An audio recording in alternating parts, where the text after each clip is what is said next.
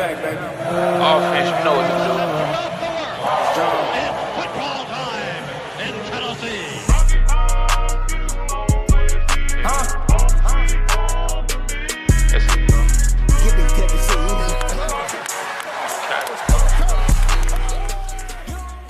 What's up, everybody? Welcome to the 1796 Sports Podcast. I'm your host, Normal Vol fan, joined alongside, as always, Ryan and Eli. We're talking about the game yesterday. I mean, Tennessee looked really good. Nico looked really good. And we're going to say this once, and we'll probably say it multiple times this podcast, but we understand it's Chattanooga. All right? So if you're listening and we're hyping up this whole offense and, you know, in general, we get it. But just want to put that out there. But Ryan, you were at the game. What was it like? What was the atmosphere like? What really stood out to you? Yeah, I mean, for a game that was, 100 degrees out, the crowd energy was pretty good, and I think, the BVS and a lot of people were saying, I hope Nico looks good from the start, and he sure as hell did. I mean, for your first start in Neyland to be record breaking, you literally break the record for yards and a half, beating Tyler Bray's record against Troy in 2012. I mean, what more could you ask for from your first start at home? I mean, it was incredible. I had a lot of fun watching the game yesterday. From an offensive perspective and a defensive perspective, they had 2 first downs in the first half. Yeah, I think 1 or 2. The whole time, I remember my buddy texted me. He was like, "I wish that that they talked a lot about that D line, all off season. Just they really ain't doing anything." I was like, "Dude, come on now! They have 2 first downs. We got to take what we can get here. That's insane to me. I don't care who you're playing, and 70 points is 70 points. I don't care who you're playing." Yeah. I mean, the Chattanooga was getting the ball out in half a second. I mean, Yep. I think that'd be a problem if Chattanooga was moving the ball, but they weren't. So We were rallying to the ball very quickly. Our guys were getting upfield flying. The defensive line did have a very good day in the run game. I don't have the stats pulled up in front of me. I'm pretty sure they're up top near the with total tackles. Most of our defensive line and that whole unit just kind of stuffed the run quite a bit. Chattanooga really couldn't get anything going anywhere. yeah, and that's what you expect to see. Jim, what were your overall thoughts on how the game played out? Well, I think when you have 700 total yards, Yeah. I mean, it's hard to complain about anything. The defense played great. Boo Carter played really good. Harrison played really good. I like the energy Jacoby Thomas brought. Again, defensive line was great. James Pierce, like Ryan was saying before the pod even started, was in bubble wrap. He only had 10 snaps, which is semi-understandable. You don't want to get him hurt for, the more important game this week. But overall, I mean, it was great. Nico honestly didn't make any... I mean, he made some mistakes. I can't say he was perfect, but he was pretty much perfect. I mean, he was as advertised. And I think we're going to be looking at Nico for forever in Tennessee history at the end of this season. Well, I think, shortly after the game yesterday, Nico had the third best Heisman odds. I don't know if it's still like that, but, people were taking notice. But go ahead. I got a little bit of everything in yesterday's game. I saw a tweet. I can't remember who it was from, but it was I think I bookmarked it. Hold on, I'll pull it up. But it basically said we in the first 15 minutes, the first quarter, we saw all of our tight ends, every wide receiver, all of our DBs, multiple different defensive line personnel. It's we got all that, and we were just running the score up at the same time. It was I got more out of yesterday's game than I wanted, and that is a good thing. That is a phenomenal thing. I feel in games last year at times, the games like this, we were man, it's just Joe's missing on throws. The defensive line's getting burnt here, or the DBs are getting burnt here and there. It's like we're not getting as much, But this year, we handled business and we handled it to a T, and we imposed our will on Chattanooga, and that's what I said we should do before the game, and we did that tenfold against them during the game. Yeah, for sure. I mean, I remember in the preview pod last week, guys, I asked, would you rather have 300 yards passing or 300 yards rushing? Turns out we just go out and get 400 yards passing and 300 yards rushing. Like you said, Eli, the defense, the defensive depth on display even before the game was out of hand. Chattanooga ran 12 plays in that first quarter, and 30 plus players played for Tennessee on the defensive side of the ball. First drive, they came out and they got a first down pretty quickly, and then we forced a fumble, and then after that, I think they got like one more for the rest of the half, and it was like, I was like, that's what you want to see from a defense, and I was definitely watching intently. Yeah, I mean that hit that Tyree West had on that kid, I couldn't help but feel bad for him. He got absolutely eviscerated. I mean, I probably would have fumbled too. So, but yeah, the offense scores on the first 7 drives. Gemma, I want to toss to you here. Brew McCoy officially back from injury with a huge performance. Yeah, I mean, Brew McCoy looked, some might even say he looked better than he did before his injury. 6 receptions, 89 yards. He didn't get any touchdowns, but again, we were talking about the culture of this team. This team is just, it seems that everyone's there to win. They don't care about themselves. It's all about the team. And Brew McCoy is one of those guys. That I feel like that's Brew's mission, is to just have this team win and get to, the main thing is, even Nico said it yesterday about 0-0 the whole game, 0-0 the whole year, just look to the next thing later type deal. But Brew McCoy, man, he just looks better. He looks better than he has since he's been at Tennessee, in my opinion. I think 5. I don't know what it is. It just makes him look more like a pro receiver. I don't know what it is. I think it makes him look slimmer or something. I don't know what it is. He just looks. Well, he looks better. like he's in better shape. Like he's like. I don't know. Maybe I was looking too much at the number. Yeah, he kind of looked like a tight end for his first 2 years at Tennessee. But now, he's slimmed up and he looks better than ever, like y'all were both saying. We have some big receivers. Aside from Squirrel White, dude, Thornton and Brazel themselves, like Nico is throwing them high balls all day because he can. Mm-hmm. And speaking of Thornton, I think a lot of people last year thought the issue with Thornton's struggles was entirely on Thornton. But if you remember, they tried to put him in the slot, and he had a quarterback who couldn't really throw over the middle. So the slot, if you're not going to throw over the middle, the slot's not going to get much work. They moved him to the outside after the Alabama game, and he had some big catches against Kentucky, and he had that unfortunate play against Missouri where he caught the touchdown but snapped his ankle in half on the same play. But now it seems that he can be a really good weapon on the outside with Nico this year. Well, yeah, Eli was just saying it. The wide receiver room is crazy this year. And another guy I want to say, Ethan Davis looked good. Mm-hmm. And yes, he only got 2 receptions, but he looked good. And same thing as Holden Stays. He just missed a nice catch. I think what was in the third quarter or something, or maybe at the end of the second half or first half. Almost one of the greatest catches of the week. Yeah, these guys, man, this team looks different. I don't know. Nico threw a dot on that play too. Nico looked incredible. He only 22 for 28, 314 yards, 3 touchdowns, no interceptions. You can't really complain about it. What more can you ask for? To be this hyped up throughout the fan base the entire offseason, people putting all of this on you, putting their trust in you and come out and throw for a school record in one half.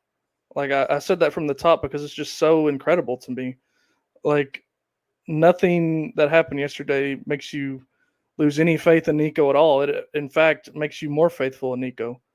Um, I want to talk about um, the Ethan Davis catch he had on the sideline near the end of the first half. Like, when's the last time Tennessee had a tight end who's that athletic that can drag his feet and high point a ball and make a play like that? I can't even really answer that. Exactly. I mean, Jason Witten, maybe. Maybe, but like Ethan Davis is one of the best looking tight ends I've ever seen at Tennessee. I don't think that's hyperbole at all.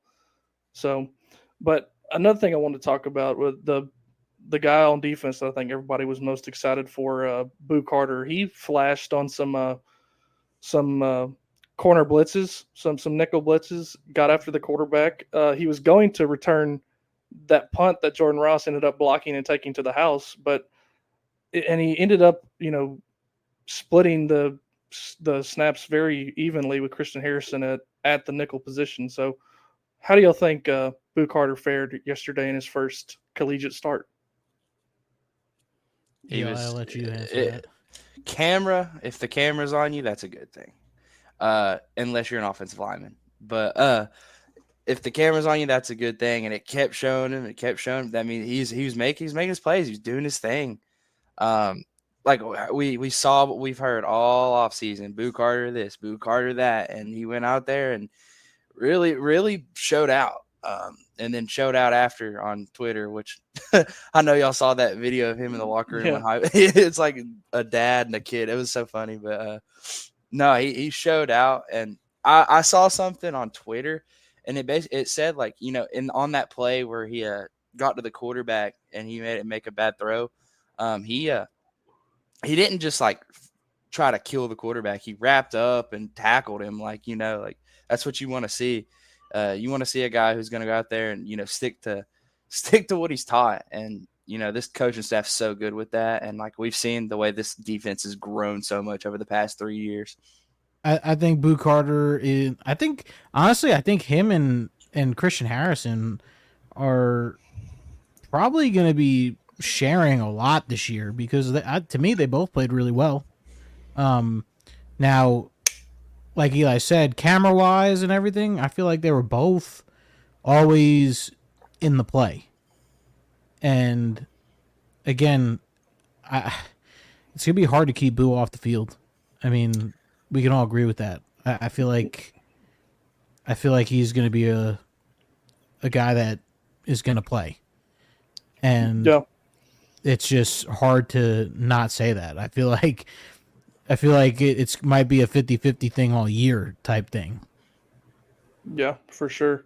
I mean, it's kind of hard to evaluate the corners and safeties during that game because Chattanooga was going so dink and dunk and get the ball out fast. They really were just, fitting the runs and making those tackles on those short pass plays. But I think we'll find out next week a lot more about what we have in the secondary. But like you said, like both of you said, I'm pretty confident in Boo Carter and Christian Harrison to be very good in that nickel spot. Now, I wrote about this earlier, guys. The whole point of these games, if everything goes well, is to get the depth on your roster, get them live game reps, something that we didn't see last year against Austin Peay, a team that Chattanooga beat last year. And we saw it yesterday. When you get up to a 45-0 lead at halftime, the second half pretty much became a scrimmage. We got to see both of the backup quarterbacks, and I wanted to talk about them. So, Jim, how did you think Gaston Moore ran the offense? I think I feel like he was. I don't know if nervous is the right word, but I mean, you can't say that. I mean, he runs the offense good. I just feel like I don't know, maybe had jitters or something because that didn't look like the Gaston Moore we were used to. Spring games or, from what we've seen from him before. Yeah, Um, he looked a step behind. The one I'm thinking the two plays I'm thinking of were to Brazel in the end zone where both of them where he just waited a second or two too long and Brazel ended up catching him, but a foot or two out of bounds, and then he yeah. had that interception. But I mean, he led a touchdown drive, and I'll ask you now, Eli, what do you think of the young buck Jake Marklinger? Honestly, I mean, he looked good, I guess. Like, they really didn't let him do much. Yeah, We tried to run the ball quite a bit with him in the game. We're trying to get the young backs who also impressed me, especially Bishop. But he looked, he did about as what you'd expect a freshman to do. He didn't really like impress, but he didn't like put anything out there that like blew me out, like, oh, let's go, or something like that. But he yeah. did his job. He just got it done. Like, he looks like a SEC third string quarterback, I guess you could say. Yeah, I mean they both led touchdown drives. Yeah. Both Indian runs, but you just touched on the running backs. I mean, I think Tennessee has something in Deshaun Bishop this year as a third string running back. He ran and hit the holes hard. 5 carries for 60 yards. I'll take 12 yards a pop from a third string running back. Been a Well, lot of buzz around his name. not only that, I mean, his touchdown run was just like, look how patient he was finding that hole and hitting the hole and getting to the end zone. I mean, it was just something you love to see from a guy like that. And I'm gonna even shout out Khalifa Keith. I mean, that dude's a hoss, man. I mean, the last, what was it? Well, yeah, the last offensive drive of the game, it was just pounding the rock with Keith, and he was just getting 5 yards, 5 yards, 5 yards, 5 yards, and he finally got into the end zone. You could tell he was dead by then. But, Yeah. again, it's just the young talent this team has that Josh Heupel's going to have over the next couple years, man, is crazy. And a lot of people don't realize Nico's coming back next year. So we see how good he is now. Just imagine next year. Yeah. We'll talk about that in the offseason, but still, he's just, you got to realize how good this team's going to be with all this young talent that he's got, coming up. Yeah, for sure. I mean, no matter who the opponent is, I was at the game. None of those pass plays, besides the long one to Thornton on the sideline, were what you would call wide open, especially the ones over the middle. He was threading needles over the middle that we did not see more than 10 times last year throughout the whole season. Like, it was night and day, the accuracy, the decision making, and one of the best decisions he made to me on the drive we had to settle for a field goal at the end of the first quarter when we put it to 24-0. It was a 2nd and 6, and he could have ran, but he would have had to been running up the middle of the field. So he just threw it to the sideline, ended up going incomplete. But I would rather him not run against an opponent like Chattanooga. Like, is 5 yards really worth it to risk an injury? Like, just simple, Yeah. just simple stuff like that. Like, I'm sure that he would run next week if the game's tight and we're needing to gain 6 yards. But what's the point in a game like that? I think just the simple things, him understanding the situation in a given game, just separates him from a lot of quarterbacks who have been doing it 2-3 years more than him. Well, even that snap he bobbled, like the pure poise he had when he just picked it up and realized, hey, I don't have much time, and he took a sack, but it was he gained 1 yard or got to the line of scrimmage where it was less damage. I mean, the kid's IQ is ridiculous. Yeah. Eli, what did you think of just the competence that the Nico showed in his first career start in Neyland?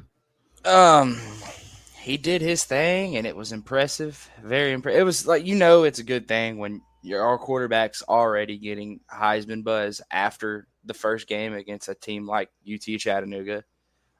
Rarely do you see that. Rarely does a quarterback go out there and just do his thing, and then start to get more, hey, Tennessee is scary after you play a team like Chattanooga. I think that's a testament to how good of a quarterback he is. He was making some impressive throws out there. Not only that, he just showed me that he's really smart with the football. Like, he didn't put the ball in harm's way really at all. And dude, his throwing mechanics are beautiful. Not only that, but he was making some passes. Like, there was a skinny post somebody ran. I can't for the life of me remember who it was, but he put it just over the linebacker's head on a high ball where he could jump up and catch it. And it was probably his most pretty throw of the day. And I can't find it on Twitter. I cannot remember who he threw it to. It was either Brazel or Thornton. But it was very impressive, and he just continued to do it. Even the curls, like sometimes you'd see he missed on like one or two, but sometimes last year you'd see Joe Milton miss on those, like overthrow those. He was hitting on those, and like those are important on our offense because you saw like their corners play off, and if they're going to give you that, you take it, and he was taking it every time, which also shows how smart he is. Yeah, for sure. I mean, that's a perfect example. Just taking what the defense is giving you is very underrated as a quarterback. Like you said, you don't want to put the ball in harm's way. Like, and especially in this offense, if you're not completing those curls, you're behind the chains, and you're probably not going to have much success that drive. But I want to talk about a guy who I'm ashamed that I haven't even thought about yet to talk about. Dylan Sampson looks like one of the best running backs in the SEC. Like 10 yards of carry, and he caught 3 balls for 29 yards. He was explosive. Absolutely explosive yesterday. Yeah, no, Dylan Sampson, again, as advertised. We knew from last year that we would have a solid running back one. We already knew that. I feel like, as long as he could block when he needs to block, I think Dylan Sampson's going to be one of, if not the best running back in the SEC this year. Dylan Sampson impressed. 10 yards of carries, insane. I once again, like we said at the beginning, it is UT Chattanooga, but still 10 yards of carry is absolutely insane. And he gets most of that from that big long run he had, but he impressed, and he showed that he could have a really, really, really important role in this offense. Yeah, for sure. And, not every team who played a lesser opponent in week one, fared as well as Tennessee did. I mean, that's the sign of a good program. When you can get those young guys in there, put somebody to sleep early, and then make it a practice. Like, that's what you want to see. It builds the future of your program. The last thing that I wanted to touch on from the game, unless y'all have any more talking points before we talk about some of the other matchups in week one, some surprises. But the Leacock play he made on that interception that Gaston Moore threw, running that guy down, like, that just shows the culture in the program. Well, when you're on the field, you better hustle until the whistle's blown. And he tackled him. The defense made a stop, and then they missed a field goal. Like, that's 6 less points than they should have had if Leacock would have just given up on that play. Culture, yeah, the culture thing. I think Josh Heupel's got this team where we need it to be. And again, I'll say it, but Nico's got the right attitude.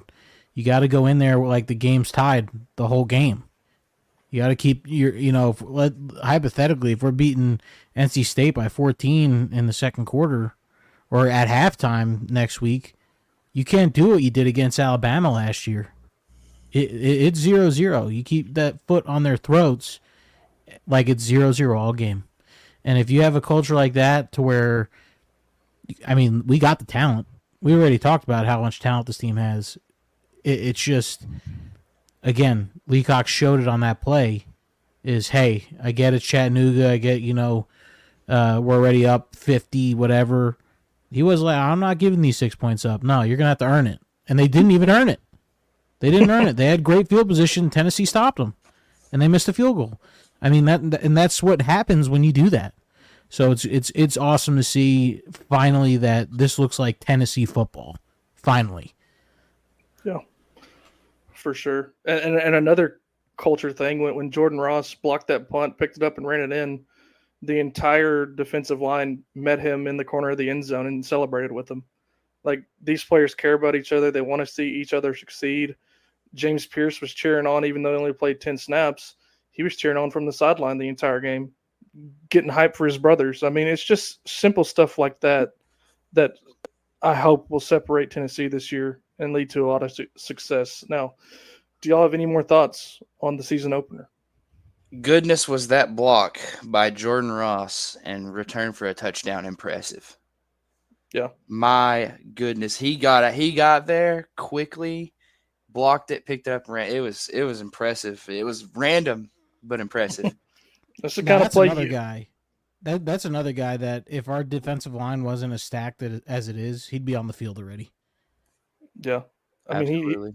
he's a 5-star. It's the kind of play you expect your 5-stars to make when they touch the field against a lesser opponent. I mean, and he certainly made that play. So, so the other week 1 matchups, there's one I want to talk about in particular. Probably the biggest surprise in Tennessee, Vanderbilt squeaking out that overtime win against Virginia Tech. Now, I don't know if it's Vanderbilt being better or Virginia Tech being bad or a little bit of both. But I think no.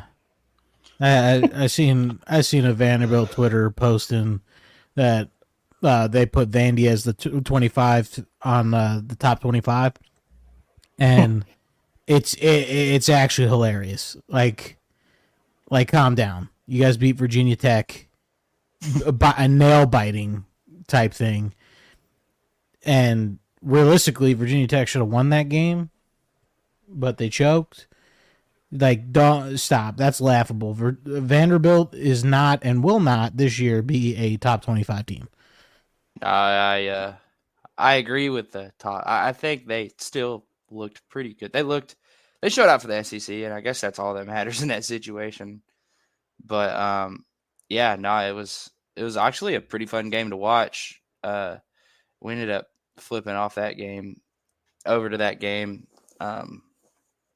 And it was pretty fun to watch after the Tennessee game, kind of got out of hand, and most of the people around me were not watching the Tennessee game after the second half, of course. But I was watching it. But the Vandy game was pretty fun to watch, and I'm happy for those fans, I guess, that they pulled that one out because rarely does Vandy get a Power 5 win.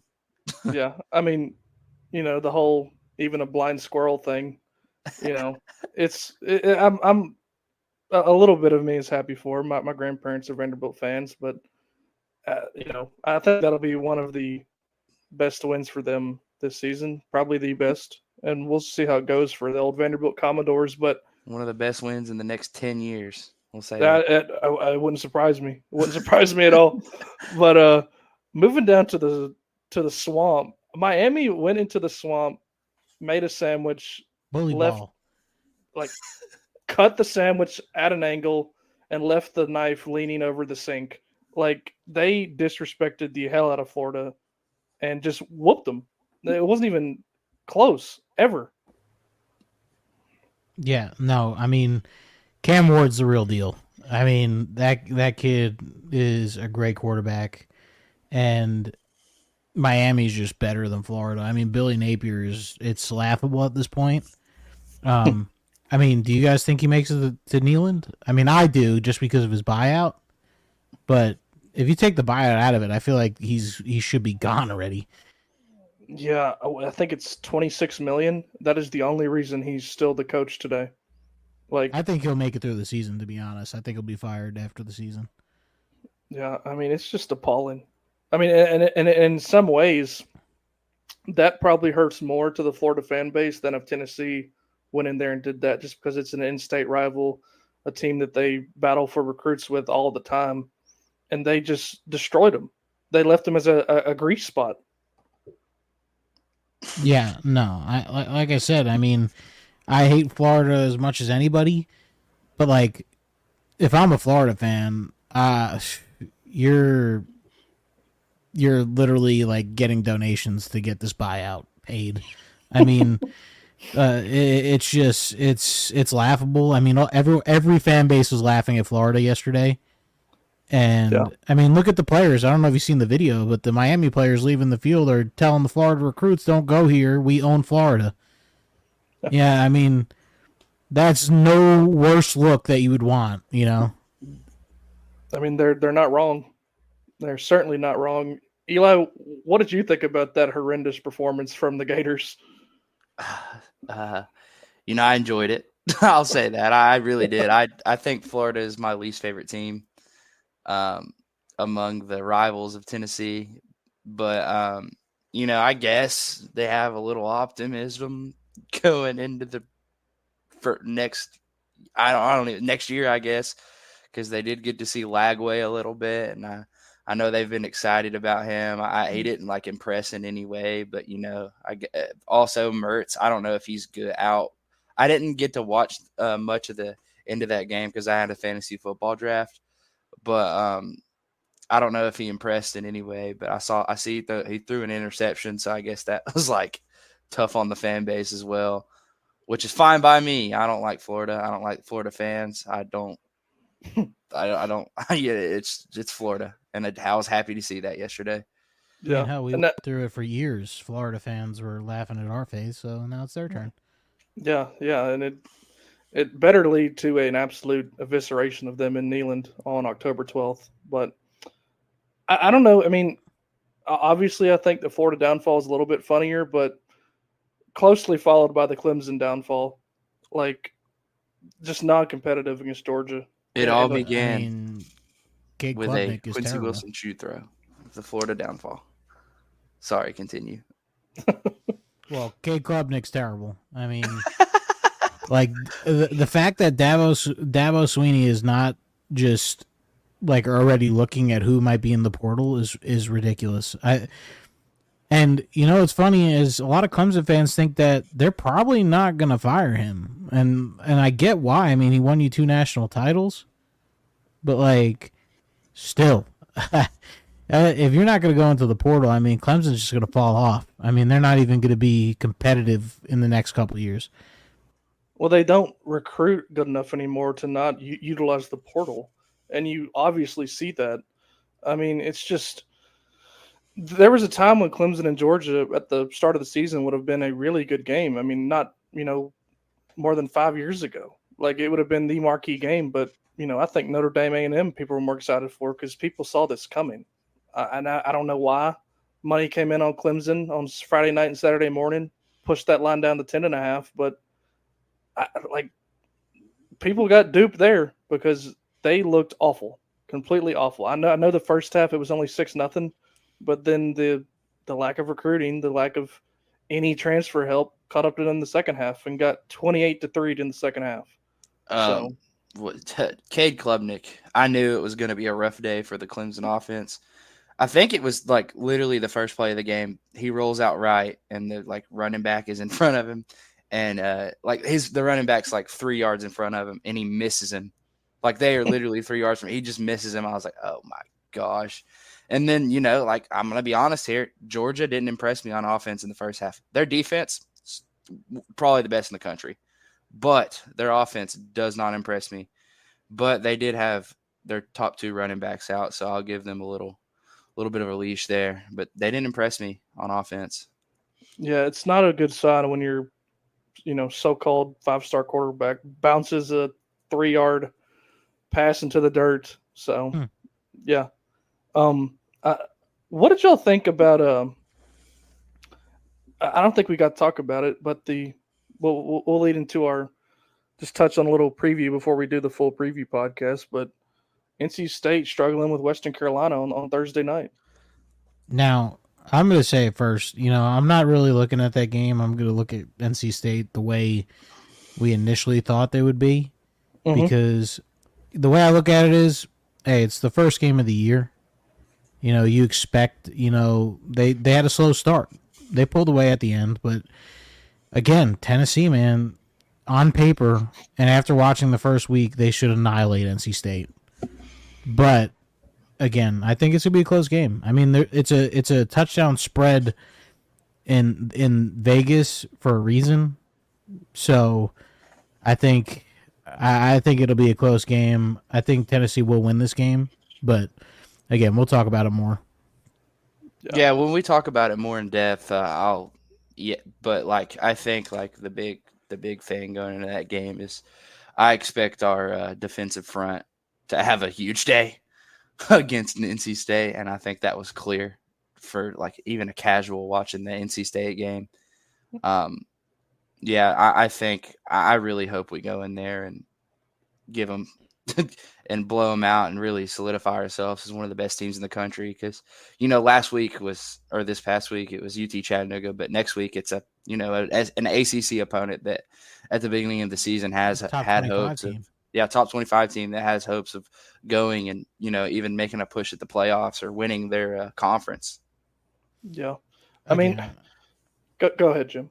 I was just gonna say, I mean, if Tennessee goes in and does what they did this past week, I'm not saying 69-3, but I'm saying if they show out on offense and the defense is what we know it is, I honestly I would take 3 touchdowns. Yeah, I mean, the simple fact is Tennessee and NC State scheduled the same type of opponent, both FCS teams, both at home, and one, dominated from whistle to whistle, and one was losing in the third quarter. Now, I know NC State will probably play better next week. They'll look at the film and all this, but I think this is a better situation than if they had lost to them. If they had lost to the Catamounts of Western Carolina, because then they would have been really upset. They would have really known changes need to be made. But after a 17-point win, maybe the players don't feel as much pressure.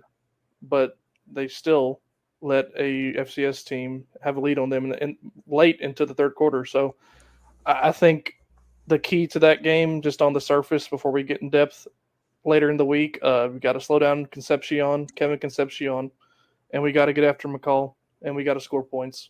If we do those three things, which I think is not going to be a problem. I think our defensive line is going to pressure him a lot. That's what the things all three are the best. Those are the best 3 things in our arsenal.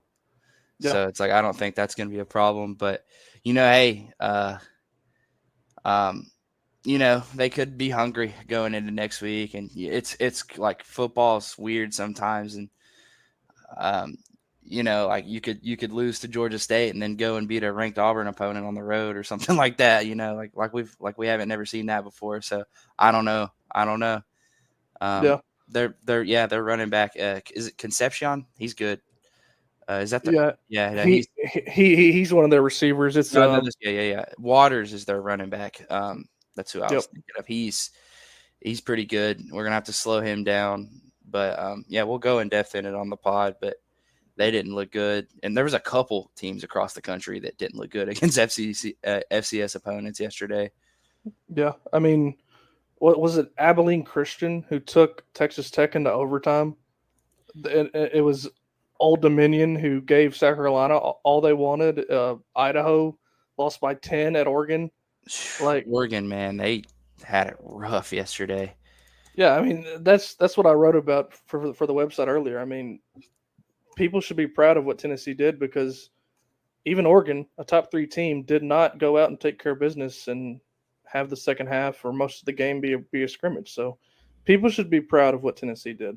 Like, it doesn't matter the opponent. When you go out and bludgeon somebody, you literally have your highest margin of victory in a season opener in almost 100 years, since 1936.